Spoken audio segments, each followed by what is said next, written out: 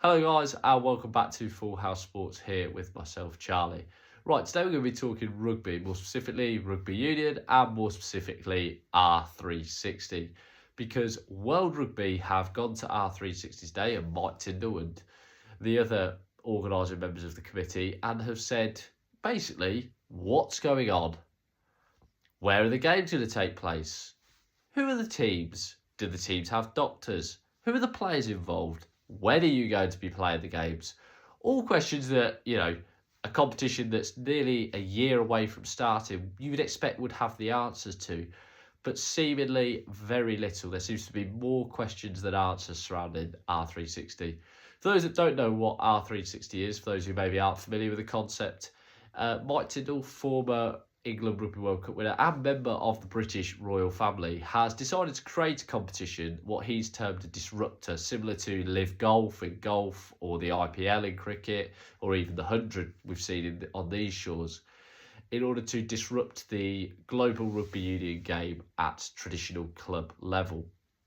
The idea, the premise is that there'll be 8 weekends, I think it was 8 weekends of games played around the world at different stadiums. It's a similar concept to the Grand Prix. So each game week will have a different stadium. I know Sao Paulo's been mooted, the Camp Nou, Tottenham Hotspur Stadium, all as venues. There'll be, I think it was 12 new teams, 8 men's and 4 women's teams. And like I say, each game week will take place. Brand new teams, brand new franchises, and players will be signed exclusively to the franchise in order to play there. Now, obviously, this has raised eyebrows in the rugby world. There's been a lot of question marks. What happens if the players go and play this? Do they then blacklist themselves from international rugby? That's seemingly the way certainly the RFU in England are taking it. Whether that's the way anyone else is taking it, I don't know. But it seems to me to be a utopian, typical, almost a pub talk idea from Mike Tindall.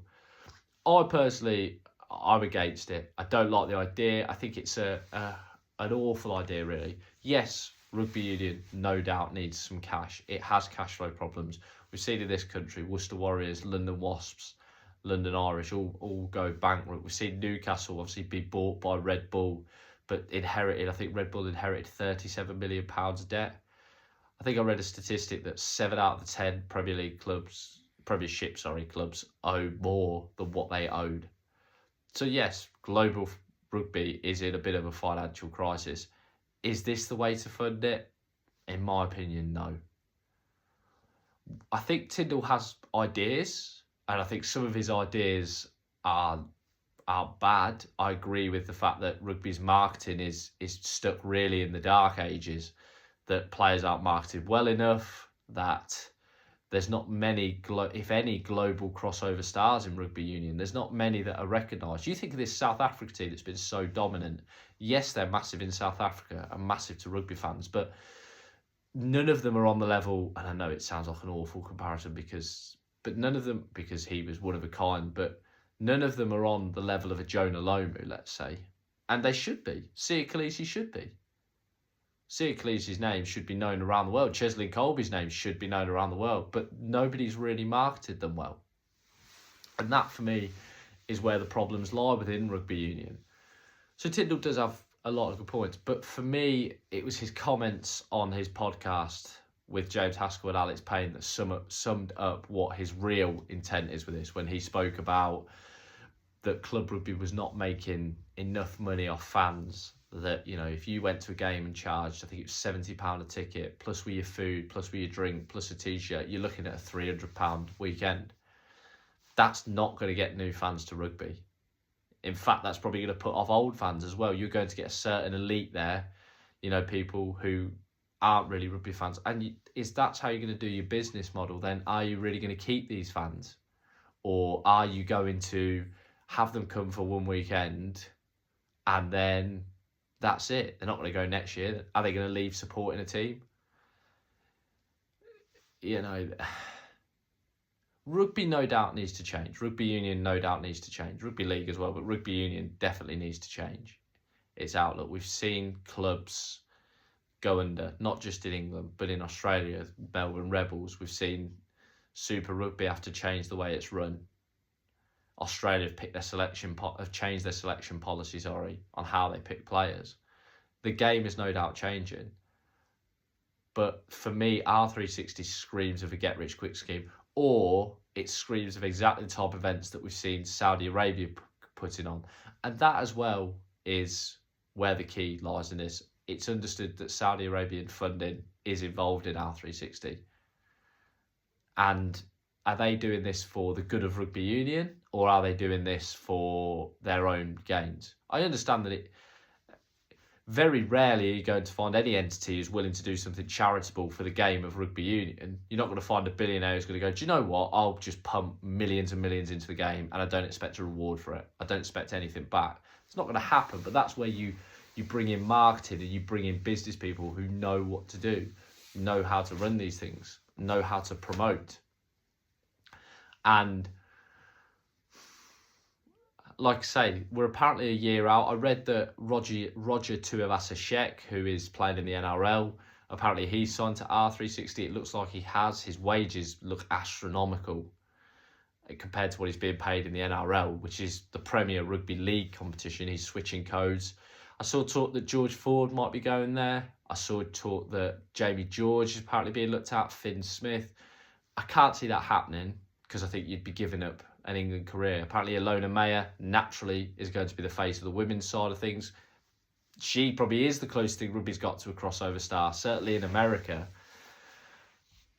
But it angers me and it doesn't sit well with me that you've got a guy like Mike Tindall who, listen, say it quietly, but is a member of the British royal family talking about how he can milk more money out of fans. Talk about where rugby's going wrong, but are you really in it for the good of rugby, or are you really in it as a get-rich-quick scheme? That's the honest truth about it. Like I say, I don't know how this is going to work either. Is there going to be franchises announced soon? You know, if so, are these going to be companies that are going to be such as Red Bull? Well, Red Bull aren't going to buy Newcastle and then say, no, actually, we'll have a franchise in that as well. That doesn't make sense. Where are these other franchises coming from? I mean, there's talk Premier League clubs are interested in it, or other clubs, baseball organisations. Is there any truth to that? I don't know. But like I say, is this what's going to sustain rugby? Is this sustainable? And who is this going to benefit?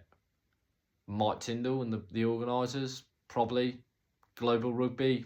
Probably not. You're not getting any new fans in with this concept. I'm sorry, you're not. And yeah. And I think any player as well that goes and plays there would lose a lot of respect. Would potentially be viewed as a bit of a mercenary. But like I say, more questions than answers around R360 at the moment. Is it even going to happen? I have my doubts. But yeah. Fundamentally, I don't like the idea of someone masking their business as for the good of the game when clearly it's not. It's for the good of their own pockets. But let us know what you guys think. Sorry, so I was getting that annoyed there. I've tripped over my words. And if you do like the video, please give it a like. Rugby has been a big part of my family, huge part of my family. I'm a big rugby fan. I'm a big sports fan, as I always go on about, as everyone knows, but rugby has been a big part of my family. I'm passionate about the game. I was lucky enough to be a ball boy once upon a time.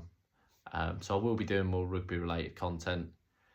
Thank you for viewing as always. And if you like the content of the channel, please subscribe. And thank you very much. Greatly appreciated. Have a good day, guys.